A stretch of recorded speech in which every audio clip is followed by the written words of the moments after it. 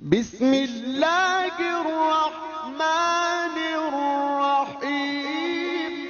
نبی پاک صلی اللہ علیہ وآلہ وسلم آپ کی تعلیمات کے مطابق جو ہماری اسلامی زندگی ہے، اگر اس کو دیکھا جائے تو فوت ہونے کے بعد بھی ہمارے کچھ حقوق ہیں مرنے والوں کے لیے جن کو ادا کرنا ہمارے لیے ضروری ہے۔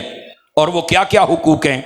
سب سے پہلے جب کوئی بندہ فوت ہو جائے تو فرمایا کہ اس کی تجہیز و تکفین کا انتظام کیا جائے، ٹھیک ہے؟ اور آقا کریم علیہ السلام کے فرمان کے مطابق فرمایا سفید کپڑے میں کفن دیا جائے، فرمایا یہ پسندیدہ لباس ہے، ٹھیک ہے؟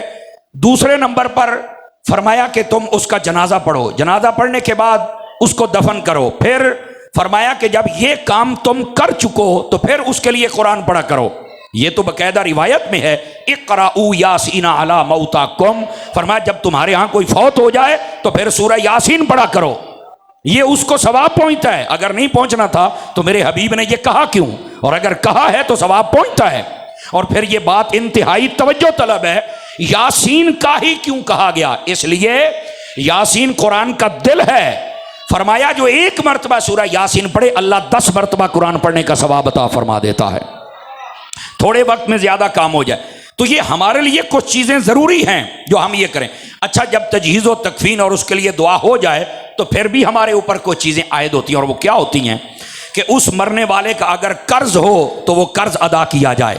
سب سے پہلے اس کے مال سے، اگر اس کا مال باقی نہ بچے تو استحساناً وہ جو بیٹے بیٹیاں مل کر اس کی طرف سے اگر کوئی قرض ہو تو وہ قرض ادا کیا جائے۔ اور قرض بھی 2 قسم کا ہوتا ہے، ایک ہے لوگوں کا، ایک ہے اللہ کا۔ لوگوں کا قرض جو نقدی کی صورت میں یا جو بھی وعدے وعیدے تھی وہ پورے کرے۔ اللہ کا قرض یہ ہے کہ اگر اس کی نمازیں رہتی ہیں تو فدیہ دیا جائے، اگر اس کے روزے رہتے ہیں تو فدیہ دیا جائے، اگر اسے آپ کو پتا تھا اس پہ حج فرض ہے اور اس نے نہیں کیا تو اس کی طرف سے کسی کو حج کروایا جائے، جس کو حج بدل کہتے ہیں۔ تو لوگوں کا حق بھی دو، اللہ کا حق بھی دو، تو یہ اس کے بعد ادا کیا جائے۔ یہ ہمیں اسلام ہم سے ڈیمانڈ کرتا ہے، اور جب یہ کر لیا جائے تو اس کے بعد اسلام کا حکم ہے کہ تم قبروں کی زیارت کے لیے بھی جایا کرو۔ میرے آقا کریم علیہ السلام نے فرمایا پہلے میں تمہیں روکتا تھا قربانی کا گوشت 3 دن سے زیادہ نہیں رکھنا، اور پہلے میں تمہیں روکتا تھا کہ تم نے قبروں پر نہیں جانا، اب میں تمہیں حکم دیتا ہوں۔ فرمایا قربانی کا گوشت بھی 3 دن سے زیادہ دنوں تک رکھ سکتے ہو، اور تم فرمایا قبرستان بھی جا سکتے ہو۔ اب قربانی کا گوشت کب تک رکھ سکتے ہیں؟